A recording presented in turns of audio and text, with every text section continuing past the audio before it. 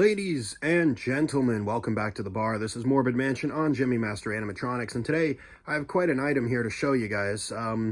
What you are currently looking at is the prototype for the 2006/7 Fitco Evo Clown. Now, something worth mentioning here, I don't have my produced one out right now. I do have a produced one, so this is not a comparison video. This is just a straight review of the prototype item, but I'll go over some of the differences between the produced and the prototype here, and then we'll compare them at a future date. He's buried in my storage unit somewhere, so it's going to be a while until I do that video. But I figure while I have this guy in my basement, I might as well show him off. Now, as far as I know, this is the first Fitco prototype to actually surface since, well, if any of you guys know the quality of Fitco, their prototypes are about worse than that of the produced ones. They don't really hold up very well, Fitco items. That's why you don't really see the produced Evo Clowns around very much anymore. But another thing worth mentioning, back at the time when this guy came out, the actual produced one, clowns weren't a big Halloween thing like they are today. You didn't see clown props all that often. It was a kind of a rare thing at the time. It's not like today where every store has 8 to 10 clown props a year. This was back before that was, you know, clowns were a big Halloween thing. So usually when people did circus themes back in this day, they would actually build their own props, or there was a bunch of hanging clown props, and this guy and the, what else was there? The Magic Power Heads Up Clown, and I want to say, what's the other item? Oh, the Spirit Halloween Dancing Clown, which was a jester. That was it. That's all you had if you want to do clowns until 2010 when that guy came out, and all of a sudden we started getting clown props more and more because Uncle Charlie was so successful.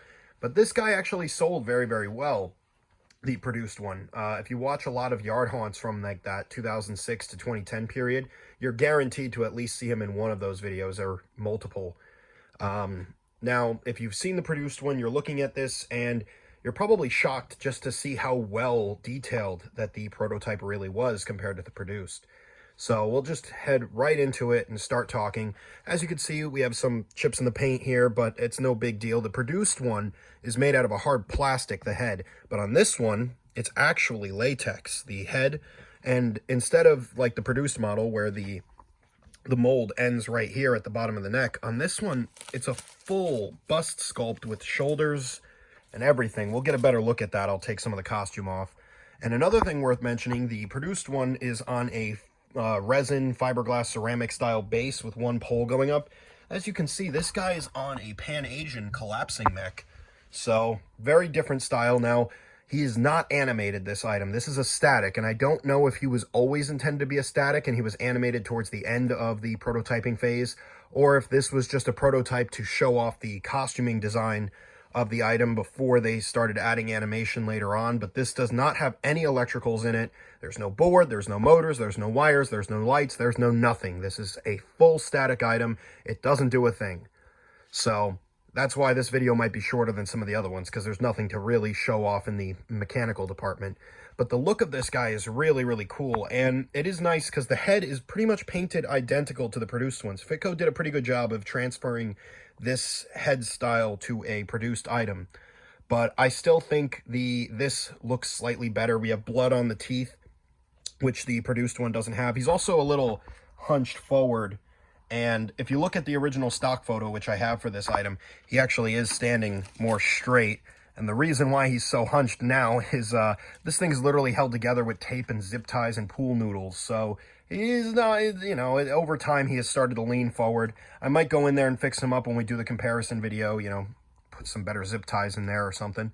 But for now, this is how he is. I'm just going to leave him. I don't want to get into him. I'm probably not going to do any paint restoration around here because yeah, it shows that the item's been around. Now, the way I got this item, I'm jumping all over the place. Like I said, I don't really have a script for these videos. The way I got this item is a friend of mine sent it to me because it was at a yard sale in New Jersey, and I picked it up. I went down there and I grabbed it. I want to thank John Marlin. He did all the talking. I was at work at the time, and I couldn't be on my phone 24/7. I sent it to Jemmy Addiction. I was like, can you talk to this guy and find out how much he wants and set it up so I can go and get it? And he did all that for me. I paid $200 for him. I put $50 down, and I was like, it's probably a scam or something. But I went down there, and he actually kept it for me. He had a garage sale, and he kept this item to the side for me. Very, very nice of him to do. And it ended up in my possession. That's it. There's no real crazy story to it. Now, if you don't know, Fitco was headquartered in California. So how this thing went from the complete West Coast all the way over to the East Coast, I have no idea, because the guy I bought it from didn't even remember how he got it. So I don't know how this item made it across the country at all, but it's in my possession now. It was in New Jersey, so somehow it managed to transfer its way across the friggin' country. Anyway, let's get into some of the little differences. For one, we've already talked about the head. It's latex. It's got shoulders. The produced one doesn't have that. He's got a bow tie here. The produced one doesn't have a bow tie. He has these cotton buttons. One of them's falling off. It's just hot glued on.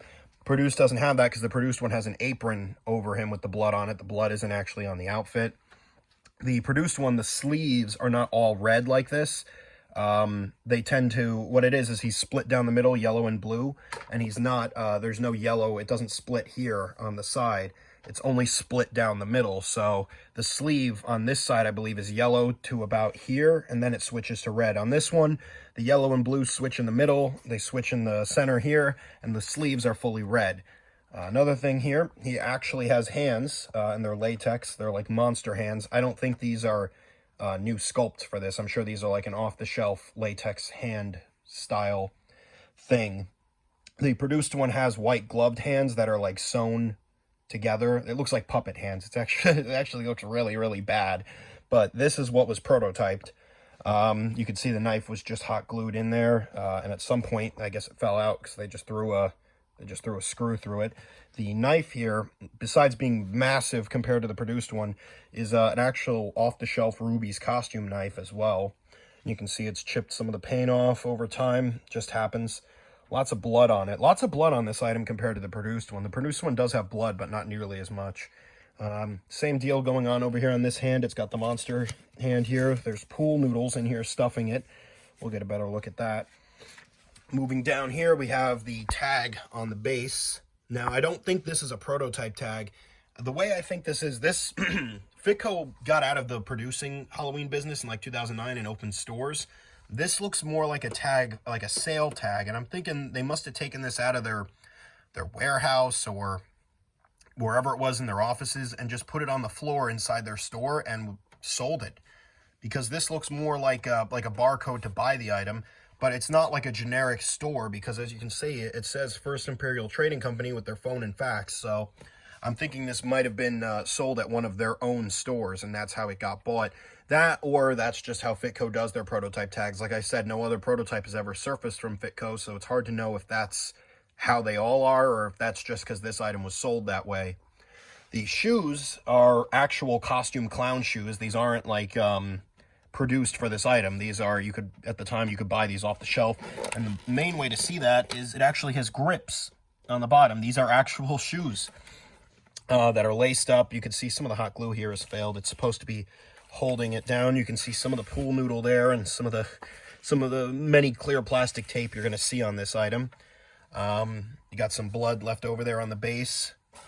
Spin him around here and hope he doesn't fall. You can see all these holes for adapters and volume control and all that never made it into this item. You can see the collapsing button here.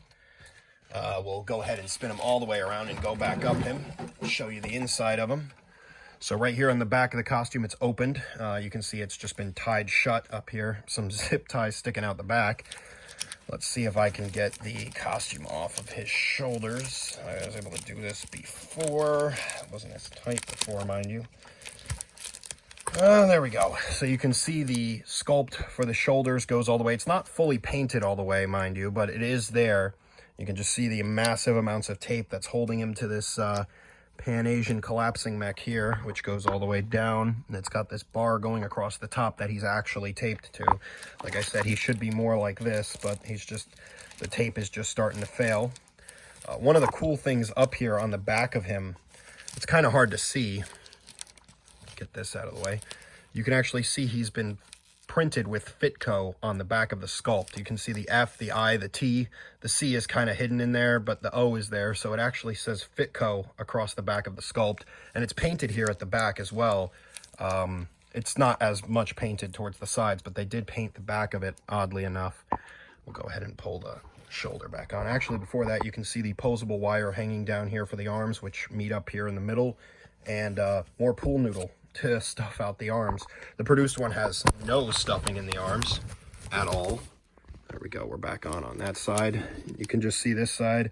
You can see more of that metal there, some more screws holding it together, the posable arm wire there, more black fabric, and the poles run down.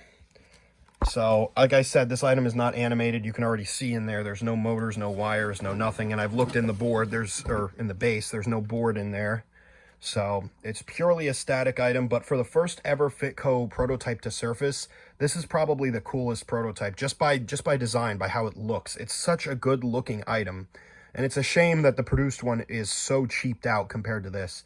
But that's just how Fitco was. If Fitco produced it and it actually looked like this, I'd be more surprised, because the only item Fitco produced that was actually decent quality was the rising skeleton in the coffin. And that's because Pan-Asian played a big part, I believe, in the design of that thing. This is, I'm assuming, one of the concepts one of my friends ran by me, which I'm thinking might be the case, is that this was originally supposed to be a hanging character, a 6-foot hanging clown, and then they decided to make him a standing prop, so they just took the hanging clown and threw him on a Pan-Asian base, because if you don't know, Fitco and Pan-Asian were pretty much the same company around this time. Maybe not the same company, but they worked very closely together. So I'm pretty sure they just had a Pan-Asian mech laying around and just threw a hanging character on it, and that was the beginning of this. But that might not be the case either, because there's really no information on this prop. I wish I could tell you guys more, but I can't, because there's just nothing known about him. The Fitco prototyping stuff is there. There's not as many Fitco people as there are Gemmy people. The Gemmy people go into the history. They actually know employees and stuff like that. There's nobody that does that for Fitco, so it's hard to know the real history of how this item got put together and how it ended up the way it is, and then how it ended up in New Jersey of all places. There's no real way to know. So, anyways, I don't really have much else to say here or show about him. I pretty much showed you all the cool stuff about him. The tag, the foam inside, the collapsing mech. Like I said, no electricals, so there's nothing to show you there. Just a really, really cool sculpt, a really, really cool design. And I mean, even though the produced one isn't as good as this one, it's really cool that we did eventually see this item. Because like I said, clown props weren't really a thing in the mid-2000s. Clowns weren't a big Halloween thing like they are today. Like I said, Spirit and Home Depot probably have about 8 clowns each. I know Lowe's has a ton of clowns this year, but 2005, 2006, they weren't really, done.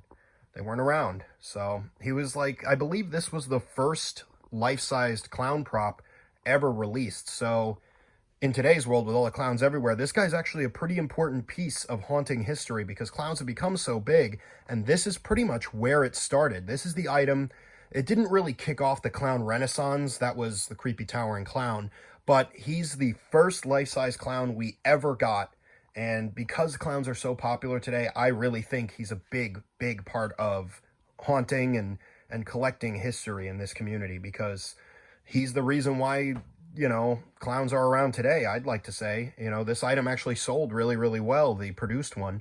And even though it was built so terribly, it was still bought. There was a lot of I believe Buy Costumes sold it in a bunch of party stores, and it sold like hotcakes. It was the first life-size clown. It sold really, really, really well. The dancing clown from Spirit, the one that looks like a jester, actually sold so well. It got a costume made out of it. So this was just the start, at the time. It was the start of clown props, really. And then Uncle Charlie came out with Cirque du Spirit, and that sold really, really well. The Clown Train in 2013, that sold. A lot of that stuff sold really, really well. And then we didn't really see clowns again until Creepy Towering Clown, and he kicked off the whole modern clown renaissance thing at Spirit and all the other stores where clowns are everywhere. But this was the start of it. Absolutely. So, yeah, very important piece of history here. I'd like to thank you guys if you stuck around this long, because I know this video is kind of boring compared to the others. But, yeah. Very cool item. I'm very, very honored to own it. It's going to stay in good condition, I can assure you of that. He'll probably be in my display this year somewhere, because I'm doing a carnival theme. So you'll see him again at some point. And like I said, I will do a comparison video between him and the produced one later on when I get the chance. But for now, I hope this satisfies you guys. I hope you guys enjoyed watching this video, and stick around because I still got a lot more stuff to film before we even hit October. I have so much stuff down in this basement that needs to be filmed. So stick around, and I'll see you guys in the next video.